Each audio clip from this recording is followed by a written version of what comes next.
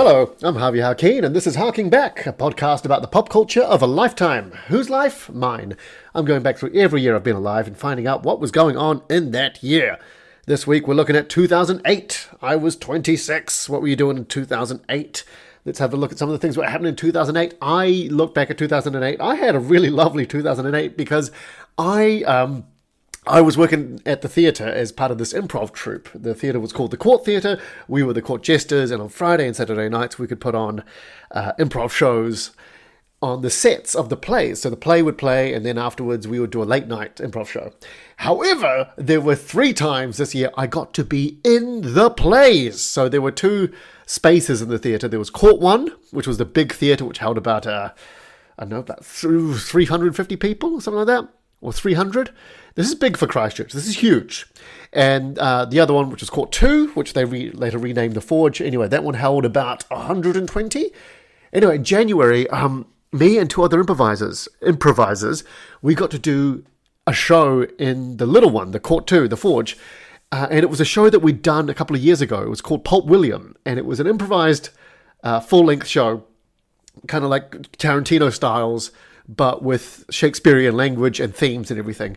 And we got to do a season of it in Court 2. And we were like, oh my God, we're like real proper performers now. Look at us. We're doing a season of a show that we've done. You know, we're improvising. It's our show. We'd never done a season of anything before. We just pop up places until we were asked to leave. You know, so this was huge for us. And then we got a director. We worked with Greg Cooper, who was a guy who had done a lot of kids shows with, and he had a real eye for comedy, and we all loved him. And I remember the first day of rehearsal, because we got 2 weeks of rehearsal. I know it sounds weird saying rehearsal for an improv show, but you work out like approaches and like, you know, the format for the show. You know, we're essentially running at different times and getting the feel for how it should look. Anyway, because we'd done it before and Greg hadn't seen it, he was going to come and direct. And on our first day, I remember us all thinking like, oh, the first day of rehearsals, it's always a bit, pretty lax, pretty relaxed. And we turn up and Greg goes, right, you guys have done this show before? Let's see it. Let's go. And at like 10 a.m. in the morning, we're just suddenly running this show that we haven't done for 2 years. And we ended up doing 3 full runs of improv shows. And we were absolutely knackered by the end of this. But it was perfect because Greg went away and just went, okay, I see what we need to work with here. All good. And the final product was fantastic. Like we were just the 3 of us, you know, just this core 3 improvisers, Brendan, Bennett, Stan Bain, and myself. We were just really good at this by the end. And our show, I thought, was pretty shit hot. And the reviews were really good. And all the shows, it sold really, really well. You know, we were just... You know, we could just do Shakespearean dialogue off the cuff, no problem. We were in sync. It was great. It was great. However, there was one show that I tanked it. My family was coming to watch, and this was the first time we were doing a season of something. And this is why I hate when people I know are in the audience, especially family. I think I've kind of jinxed it here. Because I knew my family was coming, I knew I needed to prove to them so much that I was doing well and being successful. And I went out there and I broke the number 1 rule of this type of show, whereas I went out there and I really tried to be funny. I tried so hard to be funny. I didn't connect with Brendan or Dan. I was just shoehorning everything I could. I would just enter scenes for no reason, just so I could be on stage to try and say something funny. And I stunk up this show so badly. I went trying to impress my family. I went the complete opposite. And I looked like an absolute dick on stage. I was a dick. Immediately after the show, I went up. The spell had kind of worn off. The drive had worn off. And I realized what I'd done. And I apologized to Brendan and Dan. I just said, look, I'm so sorry. I just wanted to make it be funny in front of my family, and they were really understanding, but also don't do that shit again, because it was awful. So it went from being like the best time on stage to my worst time on stage, I think. But not only an improv show I got to be in the main theatre. I got to be in Court 1 later on, because they were doing a production of The History Boys by Alan Bennett, which is a bit of a kind of, if you don't know the play, it's very kind of Dead Poet Society-esque, like eccentric teachers, impressionable young boys. It sounds like it's going to go one way, but it's not. It is very intellectual. Anyway, I auditioned for it, and I auditioned really hard. I thought I did really well, and I got the part of Akhtar, the Pakistani, in this show. And it was directed by a guy called Elric Hooper, who was a bit of a legendary director in Christchurch of those days. If you ask any Christchurch actor for their Elric Hooper impression, every single actor will have one, their Elric Hooper impersonation. Anyway, I got a part, Akhtar the Pakistani. I was like, wow, my audition. Oh, I feel so good that I put so much time into preparing for that. And I later found out that the director was talking to someone. And he goes, oh, so have you got everyone cast? And he goes, yeah. And he goes, including the Pakistani character. And then Albert goes, oh, yes, we've got a real Muslim. Turns out I got the part because I looked more Muslim than anyone else. And the director actually thought I was Muslim, which I am not. I wonder how long it was before he was like, he never seems to want to go and pray. And he's getting drunk an awful lot for a Muslim. That's his voice, by the way. Anyway, so I didn't give a shit. Sure, fine. I got it because I looked more Muslim than anyone else in Christchurch, New Zealand at that part who was auditioning for the show. And, it was like, this was a proper play. Like I got to be, there was like 3 or 4 weeks of rehearsal and we got paid for that. And there was going to be like a 4-week season. So it was the longest I'd ever done. I had a small part. And there's lots of other actor guys my age who are playing the students in the class. And those guys got me through this. Because one thing I realized about having a small part in a play for 4 weeks is you get fucking bored. By the end of the 3rd week, I was so bored of my part in this play. And I know I had a small part, so whatever. But also, also just shut up. You wanted this, now you're crying about it. But I suddenly realized I've come from doing improv or stand-up and things that you can change every night if you want, or you should change every night if you're doing improv especially. And to do this hard scripted every night you do this, it was bit shit really. It was really funny.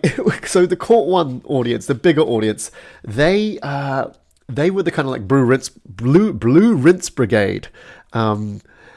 And they were a bit older, and the elderly of Christchurch that would come support the theatre. And there was a scene in the play, where an actress says, she plays a teacher in the play, and she goes, "He was a condescending cunt," right? And she just loved saying that line. Every play we'd do it. You could feel her going like, "Oh, here she comes." Here she comes, played by the amazing Yvonne Martin. And you could tell, Yvonne, she loves this line. It's her favourite line. And one day, we were doing the play, and she gets to that line, she goes, "He was a condescending cunt." And a lady in the audience fainted.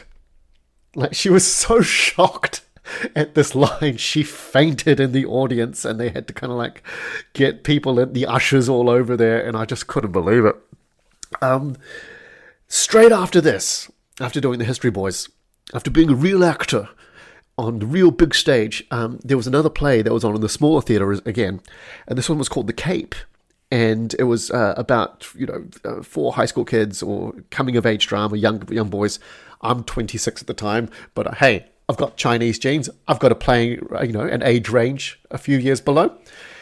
Anyway, it's 4 boys that do a road trip, and at the end, one of the boys reveals that he's been diagnosed with cancer, and I was that boy. I was cast as the kid that's got cancer, and I had to shave my head for this show, and I looked really weird. I look really weird with a bald head, but anyway, I had to shave my head every time.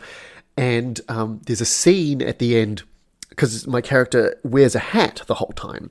And there's a scene at the climax of the play where everyone's like, "Why are you acting so weird?" I'm like, "What's going on?" And he takes his hat off and he's crying, and he tells everyone, I've got cancer and I'm going to die, right? And then it's just, very dramatic at this point. However, there was a bit of a fuck up at the theatre. And this show was billed as a comedy. Not a fucking drama. it was billed as a comedy. Don't get me wrong, there are a couple of, there's some funny moments in there, but it is a drama. It is, the playwright had, I think, her son had died of cancer, so it was a very personal, powerful story. And it also didn't help that it sold like shit. Like, we were playing to audiences of like 10, 8, 14. If we got like above 30, we were like, whoa-ho. There was a rule in the theatre that if there were less audience than the cast, you didn't have to do it. And one night we'd get to the theatre, me and the other 3 actors, and we all knew we were going to have to go out there and perform to no one and essentially eat shit. And one night we saw that there was only 2 booked, and we were like, oh yes, we don't have to do it. But the stage manager said, okay, you got to get ready just in case they do sell more tickets. But it was getting so close to showtime. It was like 5 minutes to go. We're like, we're not going to have to do this. And then he comes in and goes, I'm really sorry, guys. They sold 2 more tickets. And we all went, fuck! And we had to go out and eat shit again. So I remember one night we had a very small audience. And again, this small audience expecting to see a comedy, getting this does not equal good times. And I remember one night there was a very small audience, and there's like a few couples in there. There's about 10 people. And we get to the scene where I, take off the hat and reveal my bald head, and I'm crying, and everyone's crying, and I go, I've got cancer, I'm going to die. The writing was better than that, but this is what I remember. I say, I've got cancer, I'm going to die. And I heard a guy say to his girlfriend, he just kind of whispered to her, he went, it's not very funny, is it? And I felt like going, no, mate, it's not a comedy. Anyway, that one was a bit tough to get through, but shit, I was an actor. I acted. I was professional actor, and I can say yes, I've treaded the boards. Look at that. Okay, fine. Enough about that. Let's talk about some things that were actually happening in 2008. I found this out. New Zealand scientists create the first tear-free onion. So, like, the onion that when you cut it doesn't make you cry, so no more blaming it on the onions. Now you have to tell your family what you're really crying about. They did this by shutting off a gene in the onion, so it's a genetically modified onion. I find it so fitting that like only New Zealand men would be so insecure about crying when cutting onions that they'd feel the need for science to step up, Like just all these staunch New Zealand guys go, no, it's the onions, it's bloody, I don't cry. A real New Zealand man doesn't cry. I don't know if you know this, especially in the 80s and 90s and into the early 2000s. They've only just started crying, and well done, everyone. So where is it now? Where is it? If this was 2008, I saw in the article that they said, look, we got to, they just discovered it. It's going to take, they said, at least a decade before we might even see it in public, but it's been 16 years, so I don't know where they're at with that. So keep crying for now, I guess. I also saw that, okay, I'm going to sell you this. I saw this, and a joke popped in my head, and I regret it immediately, but you're going to get it. Irv Robbins, the co-founder of Baskin Robbins, he dies in 2008. Co-founder of Baskin Robbins dies. He was ice cremated. You're welcome. You're welcome. And you can turn this podcast off now if you like. In 2008, David Blaine. Remember him? Street magician David Blaine, who never talks fast in his life. He sets a new world record for holding his breath underwater for, have a guess, how long? 17 minutes. Aren't you legally brain dead if you'd not had oxygen to the brain in that long? Like, could you tell with David Blaine? Sorry, I shouldn't say that. He's a very talented man. But is he a magician anymore? Like, when you start doing this stuff, are you a magician anymore, or just, a survivalist? What is the name for that? He buries himself alive. He lives in a suspended glass box for a week. He holds his breath for 17 minutes. But he talks about how he's training to do it. So it's not magic anymore, is it? Like, I mean, if you hired a magician for a party and then they lay still in a box for 3 days, I don't think they get paid. And also, I don't think anyone would be that impressed anymore. Like, I mean, especially these days, I think most young people today would say that lying still in a box with no food for several days, it's called renting in this economy. Also in 2008, the Beijing Olympics. Oh my God, when the Beijing Olympics came on, I just remember feeling so sorry for these poor Chinese athletes. Like, do you know how stressed the Chinese athletes look in any other Olympics? Like they're, they're at the gymnastics or the swimming or the diving. They're just looking like, oh my God, if we don't bring home a gold, we are so fucked. Now imagine they're hosting. Like, these poor bastards flexed their muscles for a month. Like, they were tense for a month. Like, anyone out there with Asian parents knows that if you are hosting guests and your parents asked you to perform something, like, let's be honest, the piano or the violin, you'll know the pressure you're under. You know, like, they'll be like, oh, my daughter or my son could play this for you. You can't. Hey, go get your thing and come play it for our guests. And if you do it, and I've done it a couple of times, you can just feel your parents looking at you just like, don't you embarrass me in front of our guests. China did okay, actually. They won the gold medal table. They won 48 golds. They also won 22 silvers and 30 bronze, but we all know those would have been immediately thrown into the bin by their parents. The next one that came along closest was USA, who only got 30-something, so well done, China. Well done, China. But I'd like to think in any of those events where it was kind of like on the cusp, like, just any judge would have gone, like, just give it to the Chinese guy, please. They really need it, okay? They really need it. Just give it to the Chinese guy.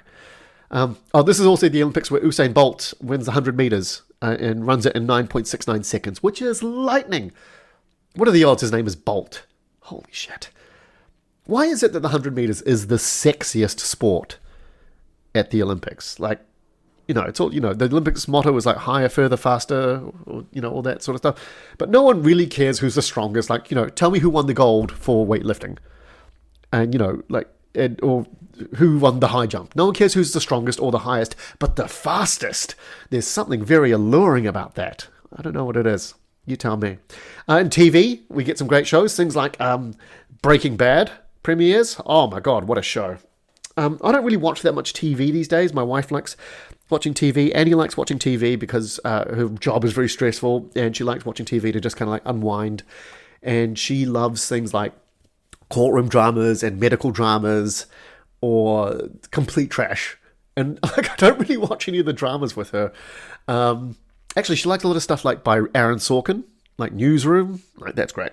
But some of the trash stuff she loves, like, I've suddenly grown into, like The Bachelor. We watch The Bachelor and The Bachelorette together, and we just love it. Anyway, Breaking Bad, we watched together the whole way through. And, oh, man, it was so good watching it as a pair. You know, having someone else invested with you is really fun.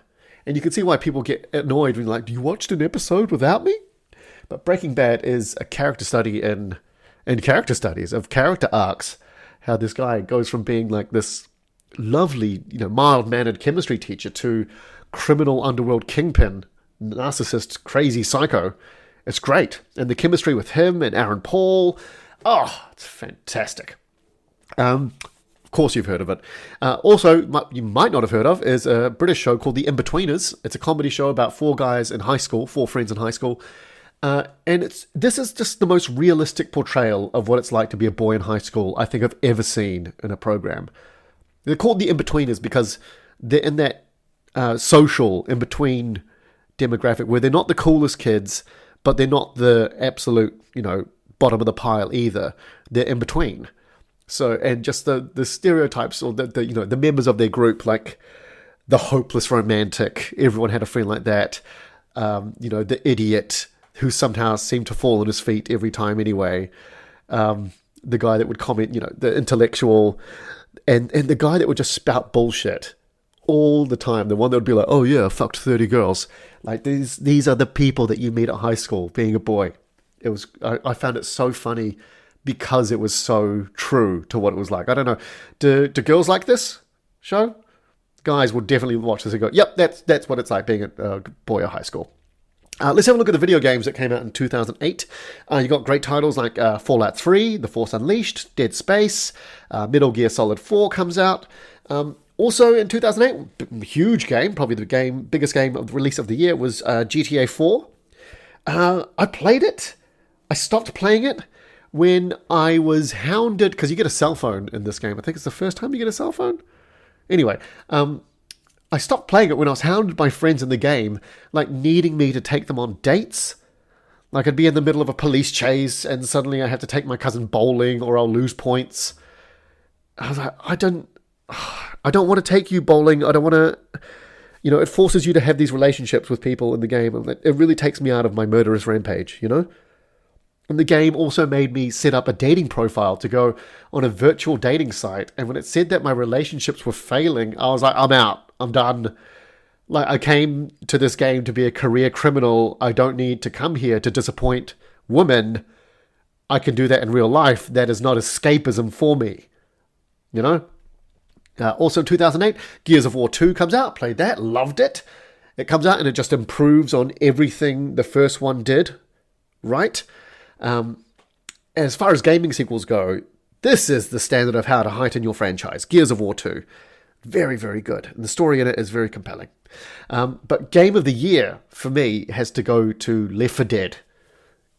It's another game produced by Valve, the same people who did Portal, which I talked about in the previous episode.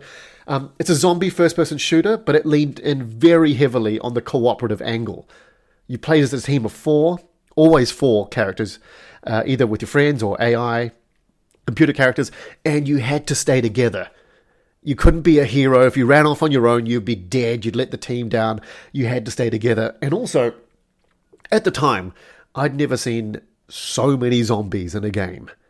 Like, you'd played a zombie game here or there, but like you'd look out and suddenly like there is a mob. There's a literal horde of zombies. And it just made it so much more enveloping and like raised the stakes. And it made it so tense. And there were times you just have to be like, fuck, there's too many. We got to run, which I think is, a common trope in zombie movies. Like, there weren't enough bullets sometimes in this game to stop the tsunami of zombies coming after you guys. And it made it very tense and scary. It was great. One of the best gaming moments I remember was playing this multiplayer, because if you had 3 friends, it was a blast. But if you had 7 friends, which I think I did back then, that might have been the last time I did have 7 friends, you could play 4-on-4, where you take turns being survivors and zombies. And the last LAN party I ever went to, remember LAN parties? LAN stands for Local Area Network, where you'd all come together, bring your PCs, or in this case your Xboxes, hook them all up together, and all be in the same room playing this game. Oh, it's great. And we played this for an evening like nothing else in the world mattered. And we laughed and we ordered pizza and we drank beer. And I was just, it was great. Really, really fun. So much fun, that game. All right, let's move on to songs. In 2008, Coldplay released their 3rd album. I feel like Coldplay has just been around. Just kind of quietly playing in the background somewhere since forever now. It feels like for the last 2 decades, I would put money on that somewhere in the world at any given time, someone is playing a Coldplay song. It's playing somewhere forever. It's like the eternal flame. Chris Brown and Rihanna are doing very well this year with all their songs and hits and being together. Spoiler alert, it doesn't end well, but more on that next year. I Kissed a Girl by Katy Perry comes out. This is her debut single, so suddenly Katy Perry's on the scene. I like Katy Perry. I think she's, she seems nice. I like some of her songs. They're very catchy. But I really like her professionalism. And this is based off one clip where she's at this kids award, like Nickelodeon Awards or whatever. And she's presenting an award with Jonah Hill. And they get her to open this box. And when she looks inside the box, she's going to get gunged. They've got like a slime cannon and, what they do on these kids shows. I'm sure she would have known that that's what's going to happen. However, I don't know whose first day on the job or last day on the job, as it turns out, this might have been, but they must have turned the pressure on the slime cannon jet thing up to 1,000, because the stream of slime blasts her in the face so hard it would make an MMA fighter cringe. Like, you see it and you go, oh fuck, that looks real. It's a punch in the face with slime. And it's like, those water cannons that they use for crowd control? It's like that, but point blank in the face.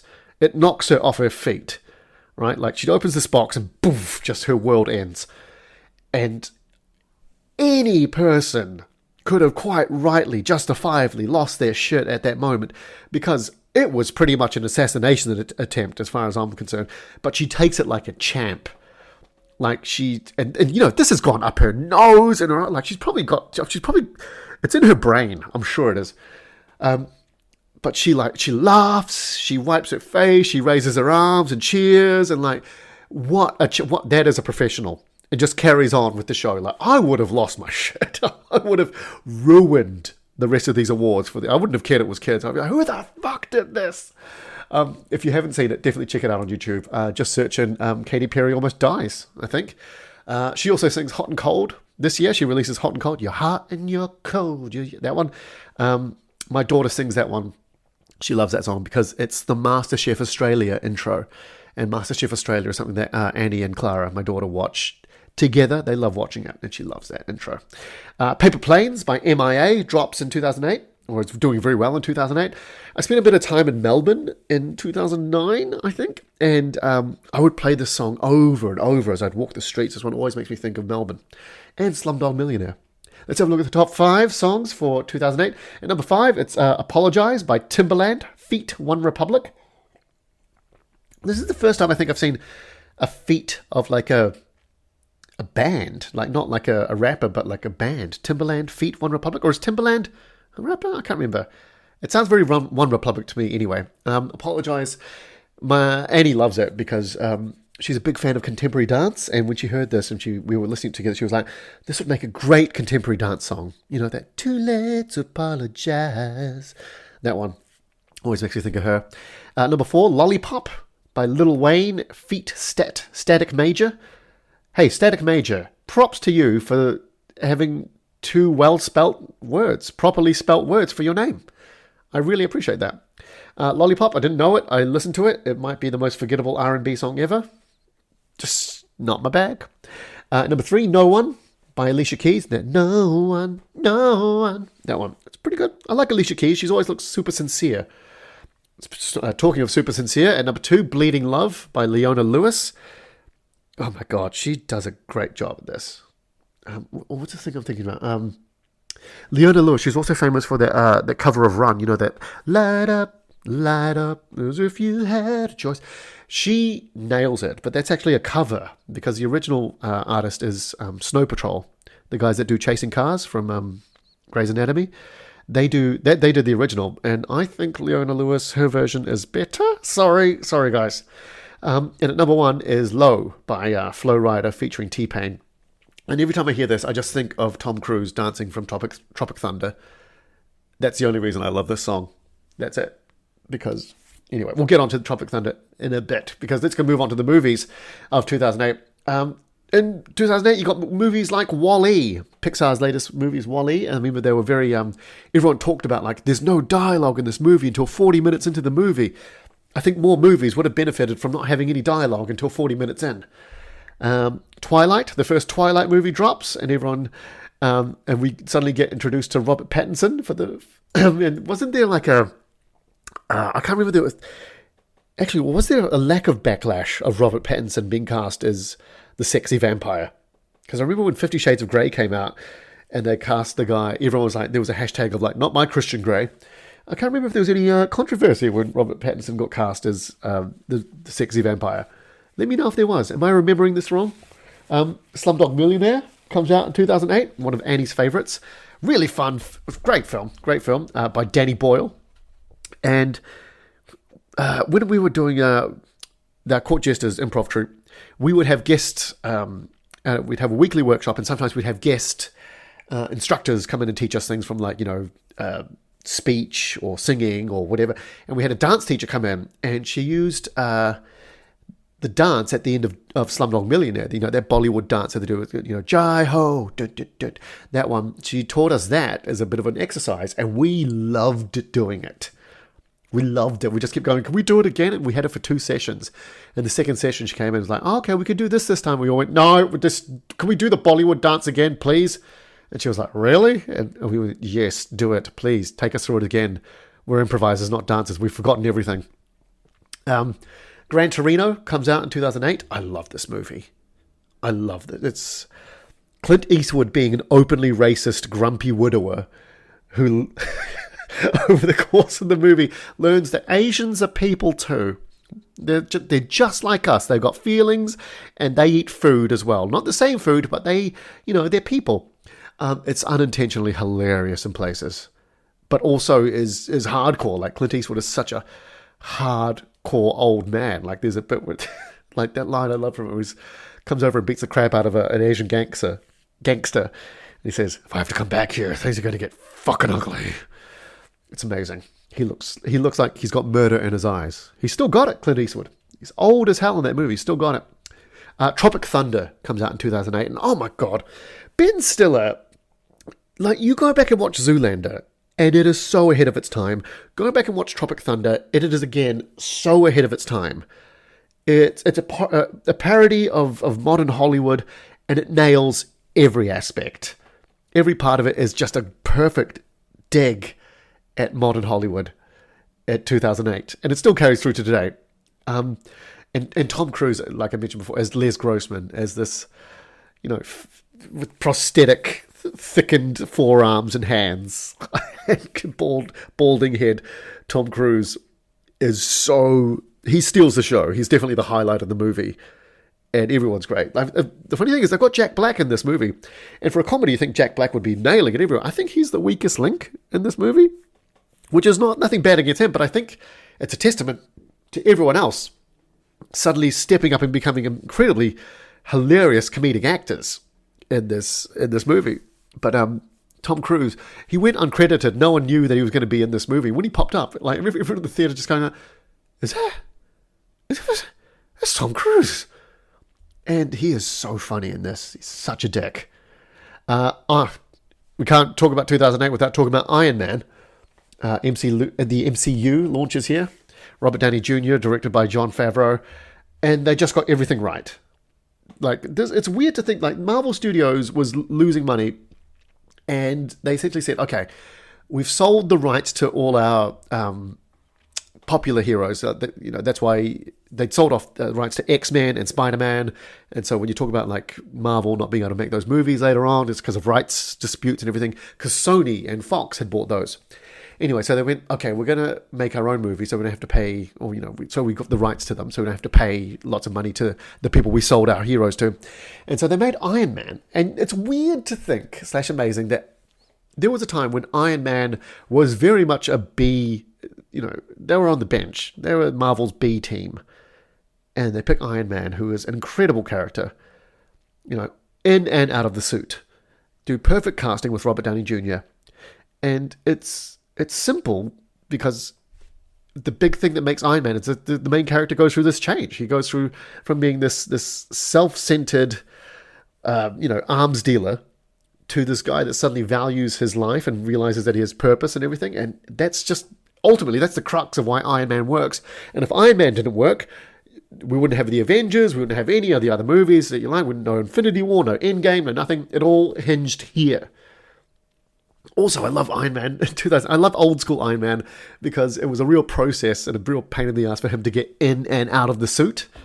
Like later on in the Marvel movies where they got all this nano suit technology, sure, fine. But like the fact that he needed like these mechanical arms to come on him and like weld the suit on, that's really cool. And also, this kind of like introduced us to the post-credit scene. This wasn't a thing until Iron Man. I think I remember someone telling me, like, stay till the end of the movie, till the end of the credits. And then Samuel L. Jackson comes out as Nick Fury, and everyone just went, holy shit. Oh my God, it's going to be a franchise. Incredible. Thank you, Iron Man. Thank you, Jon Favreau. Thank you, everyone involved in making Iron Man 2008. You have no idea what you started. No idea. Okay, let's look at the top 5 movies of 2008. Number 5, Mamma Mia. The ABBA jukebox musical made into a movie. Meryl Streep, Amanda Seyfried, T.S. Brosnan sings, which I think was the letdown of the movie. Anyway, fine, it's fun. Hey, if you like ABBA and you like Mamma Mia, the show, this is for you. And I guess it wasn't for me, even though I do love ABBA. I've never seen this. Didn't they make a sequel? Like, here we go, Mamma Mia, here we go again. Is that how many songs ABBA had? That they could make not one, but 2 fucking movies out of their hits? Seriously, ABBA, just hit after hit after hit. Incredible. And number 4 is Hancock, that superhero movie with Will Smith. This is a perfect movie for the first half. Like when he's just this alcoholic hobo and then he gets reformed to being an actual superhero through one man's efforts and believing in him. That is a it's a great movie. It's an entertaining movie. It's incredibly funny. And then it all goes to shit when they go, oh, by the way, he's actually an angel, and Charlize Theron's an angel as well, and actually their powers, this is his origin story. Like, we didn't need to know that, especially if that was what you're going to give us. Oh man, I was enjoying this movie so much. I've never enjoyed half a movie so much and hated the second half so much, you know? There's a bit near the start of the movie where, you know, when he saves people, he does it in a way that destroys a lot of property, and everyone crowds around him. And they're giving him shit for, like, destroying a train instead of just moving the car out of the way of the train. Anyway, they're all coming at him, and there's a line where a lady says, I can smell liquor on his breath. And he turns around and goes, that's because I've been drinking, bitch. I laughed so hard when I saw that. I stopped breathing for a bit. I just, you know, when you laugh, you can't get the air in your lungs. Oh my God. And Annie and I sometimes, to this day, we still say that to each other sometimes. Like, if she comes home from a dinner, I'll say something like, I can smell liquor on your breath. And she'll go, because I've been drinking, bitch. It's very funny. Number 3, 2008, it's Kung Fu Panda. Kung Fu Panda. Now, okay, I've seen a lot of movies. I've seen a lot of kids' movies. Sorry, that's what I meant to say. We've all seen a lot of movies. But since having a daughter, I've seen a lot of kids' movies, and I saw a lot of kids' movies growing up. I've seen a lot of kids' movies. This might be my favorite. This might be actually one of the best kids' movies I've seen. Hey, it might be one of the best movies I've seen. Pound for pound, it is incredible. The story is great. It's incredibly well written. The message is even better. There is not an ounce of fat in this movie. Like, every scene in this movie is necessary. It never drags. The pacing is beautiful. The villain has very, you know, it's in kids' movies, it's very easy to have, like, I'm the villain, I'm evil. But the villain has very relatable motivations, which link into the other main characters. And speaking of that, every single character in this movie goes through a character arc. Everyone. That is, you don't get that in movies where everyone goes through a character arc. Everyone goes through a journey. Everyone is changed by the end of this movie.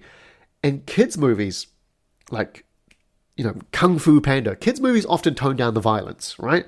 So when I heard Kung Fu Panda, I wasn't expecting there to be much fighting. I was wondering, like, how they're going to skirt around this to make it not so violent. Oh my God, it is jam-packed full of Kung Fu.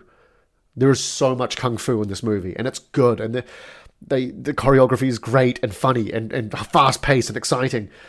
And it's funny. It's so laugh-out-loud funny as well. Like, Jack Black and Dustin Hoffman have a great chemistry. At the very beginning of this movie, there's a bit where they do a great bit of exposition through a dream sequence. And Jack Black, Kung Fu Panda, has a scene in there where someone talks to him and he just says, the line is, enough talk, let's fight. And Clara was watching my daughter, and that was the line she would say all the time, just out of nowhere. She'd just go, enough talk, let's fight. And we took her to nursery.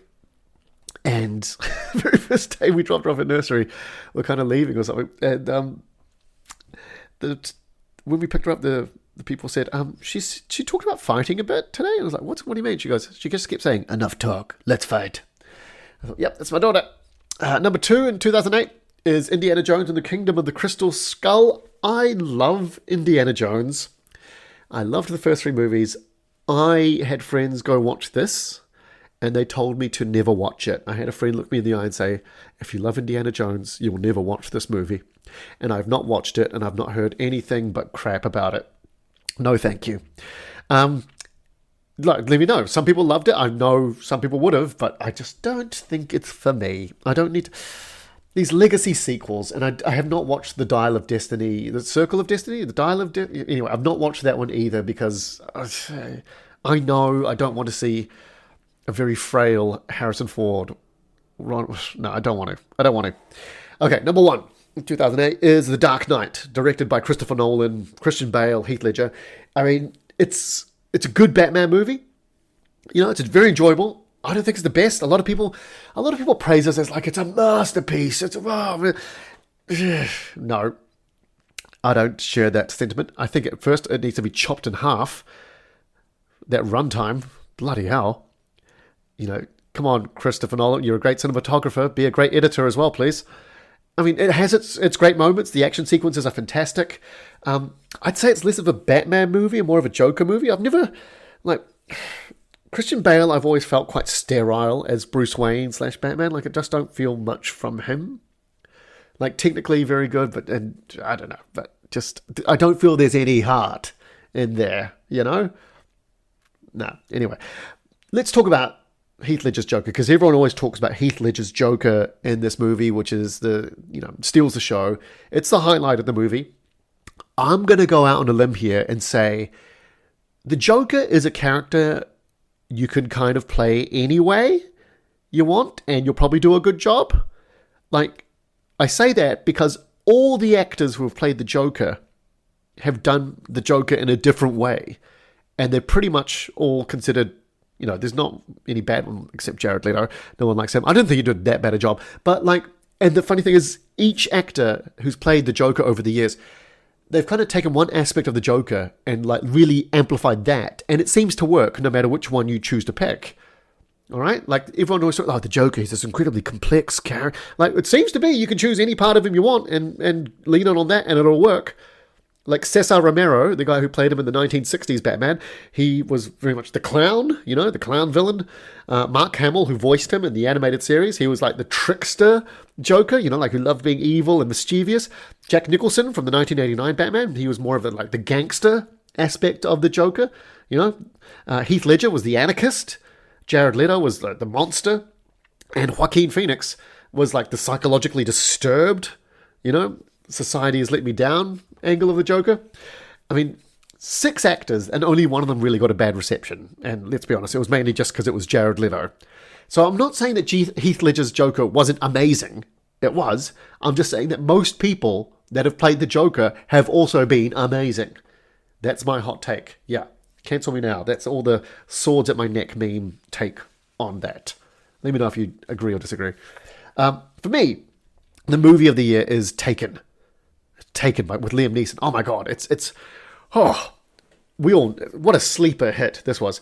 I mean, it's a simple yet horrifying premise. Your daughter is taken by criminals to be sex trafficked. Way to ruin my day. What's great about Taken is the story is that simple and it's very relatable, and it's go get your daughter. It seems helpless, so we're already behind him 100%. The action is so underplayed. And it's really good, but they don't make a big song and dance about it. The choreography is so practical, right? It's not showy. It's practical. It moves away from what you're expecting from an action movie, which makes it seem more real. And in turn, if it seems more real, it's more tense and engaging. You could see the agenda when he's shooting and fighting these bad guys. He's not doing it for the camera to look good. He's just getting through these guys. They're obstacles in the way to get to his daughter. He's just cheering him on. He's got, there's no groany one-liners as he's dispatching them. He doesn't have time for that. It's as if James Bond was retired American and desperate and just tired of everyone's shit. He's just got to get through this, right? Liam Neeson apparently took on this role because he thought he'd never get to play an action role in his career. And he was like, oh, sure, let's do it. And this pretty much became the defining role of his career. I hired this not knowing anything about it, and when I say I loved watching Taken the first time, I loved it because what had happened was I just finished a kids show. We'd done the last show of a kids show, we wrapped up, and we go for a drink afterwards, the whole team, the cast, and while we're having a drink, I'm on the phone to my agent, and a guy's passing around some cookies, and I'm on the phone to my agent, so I just grab a cookie and I eat it, and later on, because it's a kid show, we'd finished early, so I had an afternoon to kill. I went to the video store and I got this thing called Taken. I was like, oh, check it out, Taken. And I'm watching it and I suddenly realized I am loving this movie a little too hard. Everything's so intense. And I realized, oh my God, am I high? Am I high? And I text the guy who had the cookies because I just start thinking about why would I be high? And I text him what were those cookies what I think they were? And he goes, yeah. What did you think they were? Just cookies? I thought they were cookies. So I watched Taken for the first time, off my nut, and it was incredible. incredible. I think Annie had been away somewhere, and she comes home, and I've just finished watching it. I just went up to her and was like, "You have to watch this movie." Oh, sorry, Dad. I know Dad listens to this sometimes. He won't like hearing that. Anyway, but that's what happened. Hey, I was in the world of the arts. What did you expect? Personally, what was going on for me in 2008? Annie and I almost broke up. This is the closest I think Annie and I almost were to breaking up, because we'd moved in together, and suddenly I was away for a couple of months. When I was doing these back-to-back plays, I was never home. She was working during the day. I was never home. We didn't see each other. And she kind of moved from this house with a big family where there was always people there to suddenly just sitting alone at home every night while I was off doing things. And we got to a point where we realized we hadn't really talked much when we had this. And I swear we were about to break up at this one point, because I think she was like, "This isn't what I signed on for." But we kind of talked through it and realized why. And I think that's why we're still together today, because we dealt with it then. And in comedy, you see a lot of relationships that start with people that are already established comedians. I think they're so much harder to maintain, because you come into this world where suddenly your partner, it's exciting, they're living their dream doing a comedy or whatever, but the reality is you're probably not going to see them much on weekends, social events, dinner parties you're invited to, anything else you're invited to, holidays you will probably not be able to go, or they can't go on. So it's a hard entry. But if you've got someone that was there that convinced you to quit your job to do what you love, and then go through this initial this is what it could be like, and just after that start celebrating the little victories together, I think that's a big reason why we're still together. Anyway, that's the nice story. Let's tell you something that horrible. Let's hear another heartbreaking story from the world of auditioning and things. That's not heartbreaking. It's just kind of funny. So during the History Boys that year, the play that I was doing, a lot of the other guys, the other actors in there, they were going to be doing the big musical that the Court Theatre would do at the end of every year, the Christmas musical, they called it. And at that time, I'd been starting to learn how to do some card tricks so I could do some magician work, because I was trying to do anything I could to make some money. So during the rehearsals, I'd be sitting backstage, when I was backstage, I'd be sitting there with a pack of cards, just doing things, learning things, practicing things. And we also had to do a little bit of singing, a couple of songs in the History Boys. And these guys that were going to be in the musical, they said to me, and we were getting on well, they said, "Hey, Harv, you can hold a tune. You can do some stuff with cards. The musical this year is going to be anything goes." And they've got some scenes in there where they do some gambling. They do, it'd be great to have a guy that could do something like card flourishing and stuff. So one night after the show, the director for the musical that's going to be coming up is there, and they tell her "Oh, you should audition Harv for anything goes, a musical. He's an all right singer and he could do some stuff with cards." And they go as well. They go, and he could do acrobatics, right? Because messing around backstage, I think we'd done some high kicks and whatever. And she goes, "Oh, acrobatics," because she hadn't been interested at all. And then she goes, "Oh, acrobatics, that could be good. All right, well, we'll set you up an audition." And I go and audition.